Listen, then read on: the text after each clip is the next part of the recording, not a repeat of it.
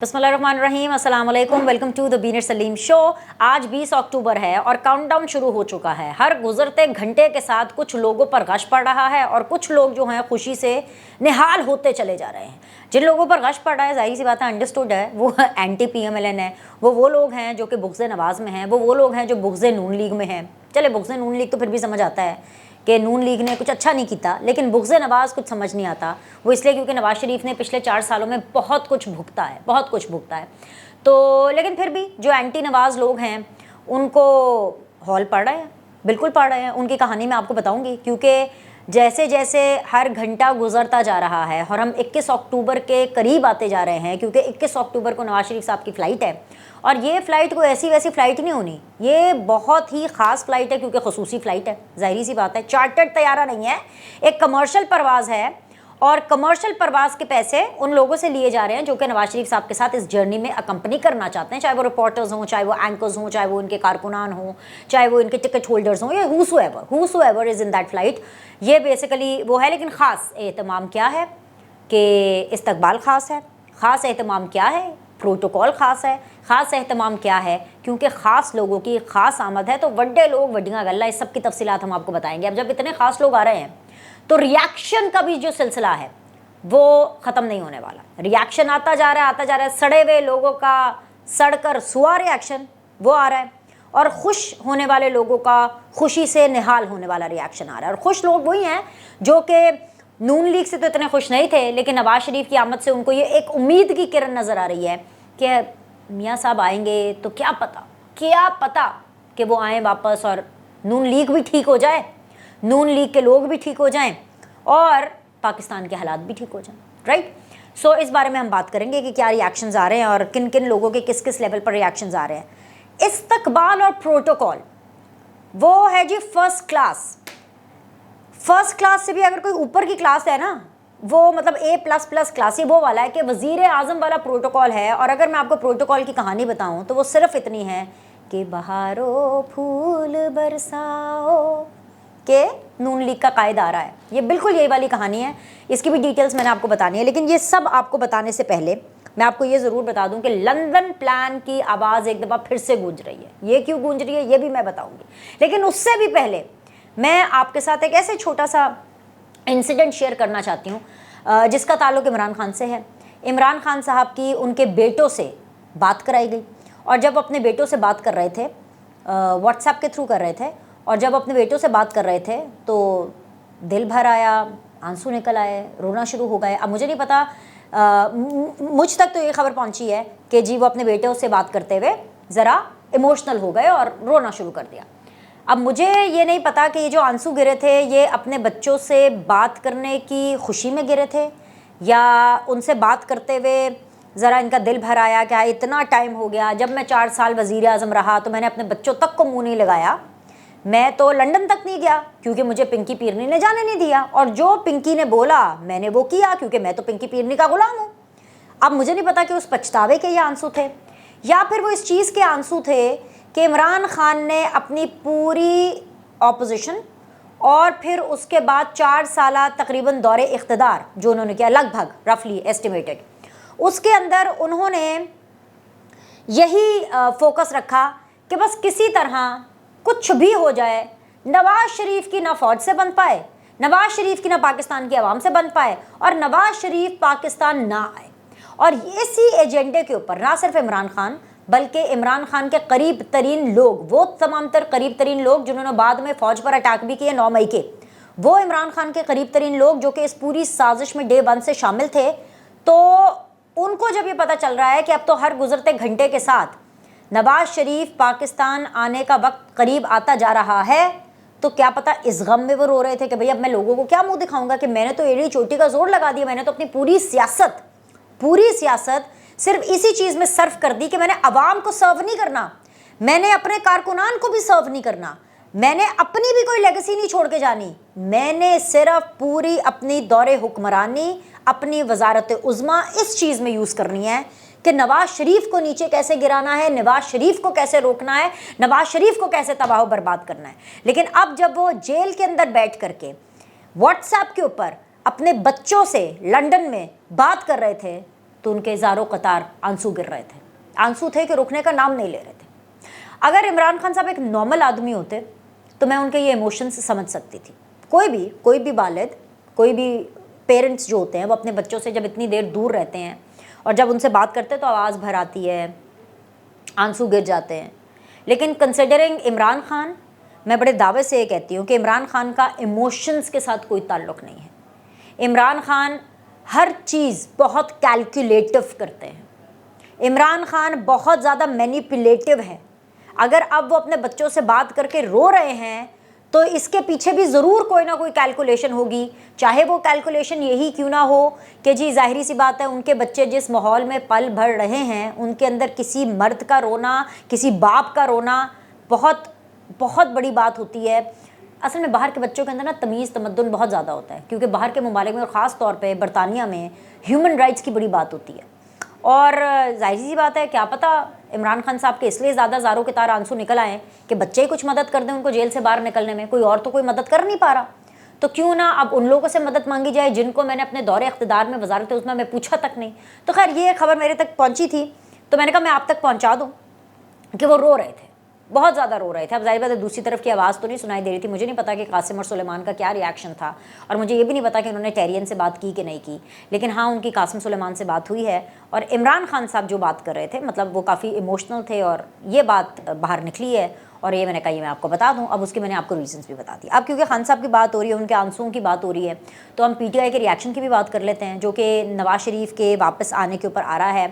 جو immediate reaction آیا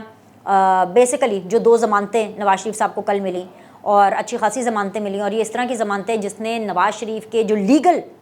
رکاوٹیں تھیں ان کو کافی حد تک کلیئر کیا، اور آگے یہ مزید کلیئر ہوں گی، آگے یہ مزید جا کے کلیئر ہوں گی، کیونکہ نواز شریف نے اپنا سپورٹ دکھایا ہے، اپنا اعتماد دکھایا ہے جوڈیشری کے اندر،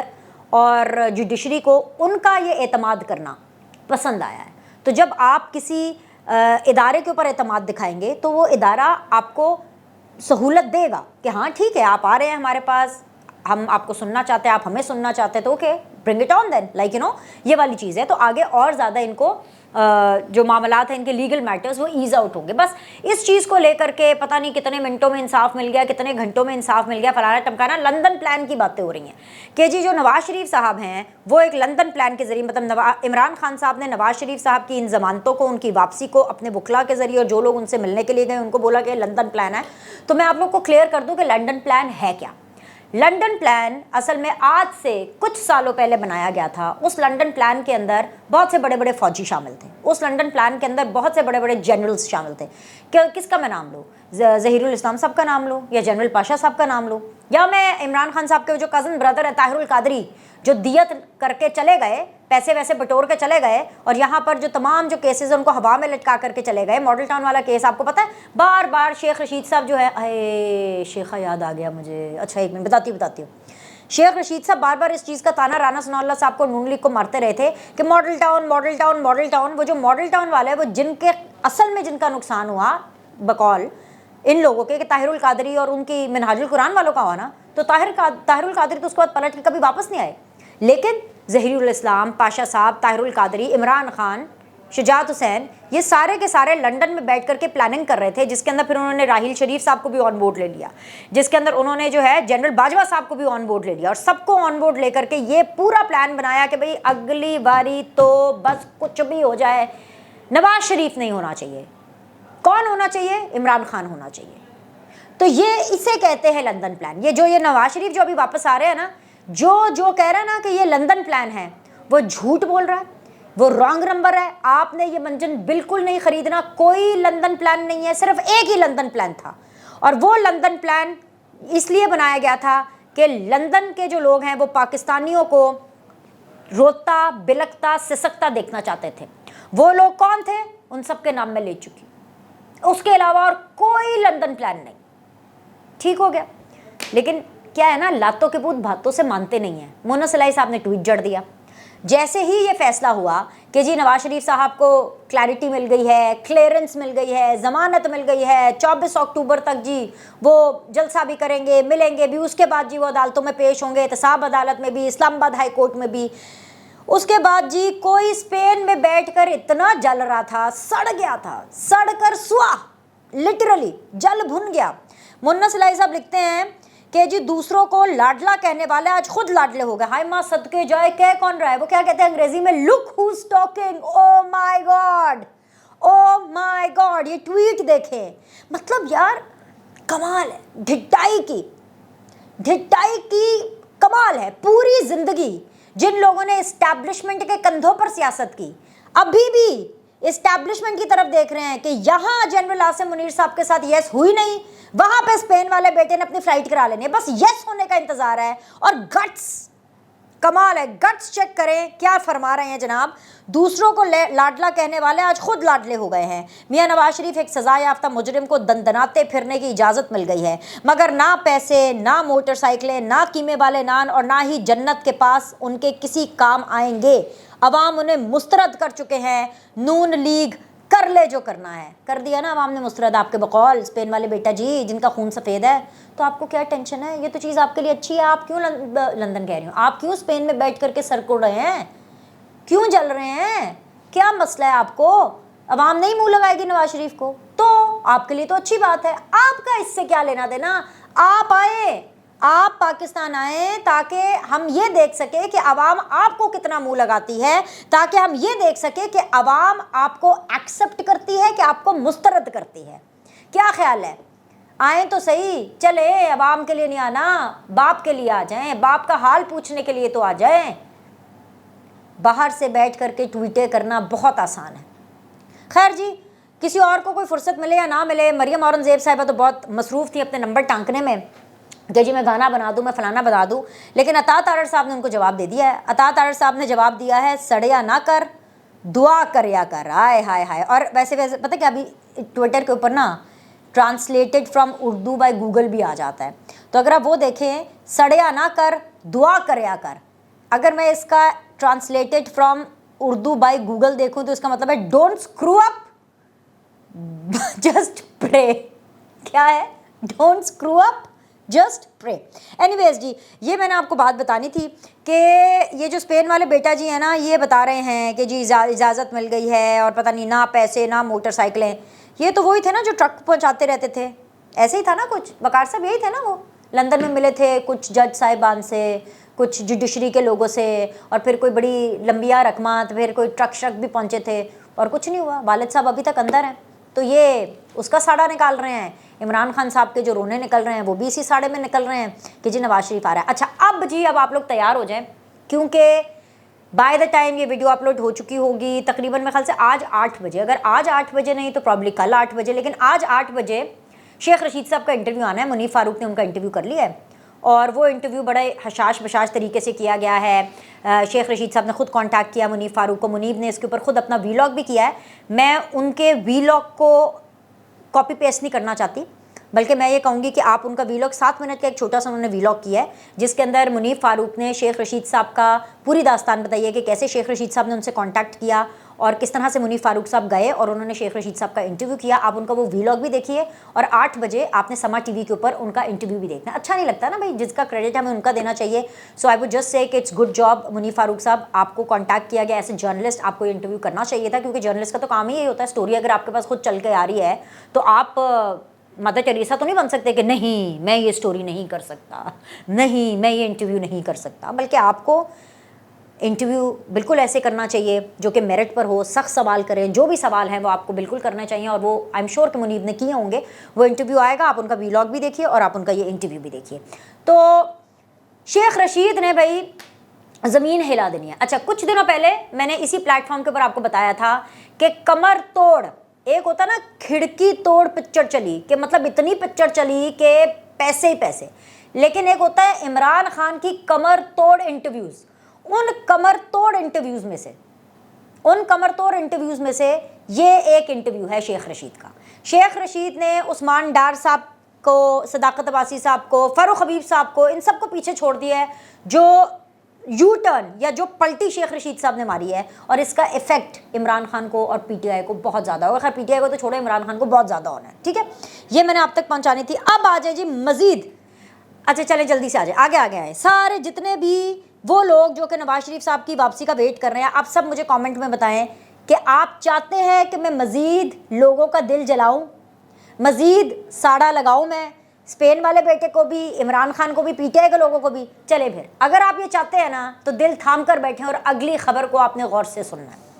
نواز شریف کی آمد پر لاہور شہر میں پھول نچھاور کیے جائیں گے، پھولوں کی پتیاں نچھاور کی جائیں گی، ایک نہیں پورے کے پورے 1.5 گھنٹے کے لیے۔